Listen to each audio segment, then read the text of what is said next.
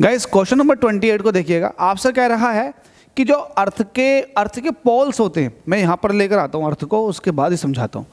अर्थ के पोल पर gravitational acceleration की वैल्यू ज़्यादा होती है as compare to the equator. तो आपसे पूछा कोई दो रीज़न बताओ। तो पहला रीज़न तो ये है, जो इक्वेटर है ना, इक्वेटर की सेंटर से डिस्टेंस ज़्यादा है, जबकि पोल जो है वो सेंटर से कुछ कम डिस्टेंस पर है। तो मतलब आप ये कह सकते हैं कि अर्थ जो है कुछ इस तरह की शेप की है। तो इससे आप अंदाज़ा लगा सकते हैं ये पोल्स है, ये भी पोल है और ये भी पोल है। तो सेंटर से पोल की डिस्टेंस कम है, और डिस्टेंस कम होने की वजह से यहाँ पर जी की वैल्यू ज़्यादा है।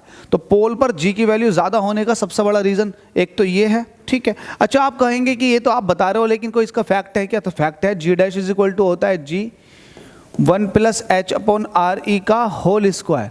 तो आप देख रहे होंगे साफ साफ कि कहीं ना कहीं अंदर आप इससे भी देख सकते हैं। चलो ये तो हाइट वाला हो गया अल्टीट्यूड का, आप दूसरा वाला फॉर्मूला लगाओ, सॉरी फॉर दैट। आपके पास जी डैश इज इक्वल टू होता है GME/r/e का स्क्वायर। तो कहीं ना कहीं आप देखेंगे ग्रेविटेशनल एक्सेलरेशन जो होता है वो रेडियस के स्क्वायर के इन्वर्सली प्रोपोर्शनल। अगर रेडियस ज़्यादा है तो जी की वैल्यू कम हो जाएगी।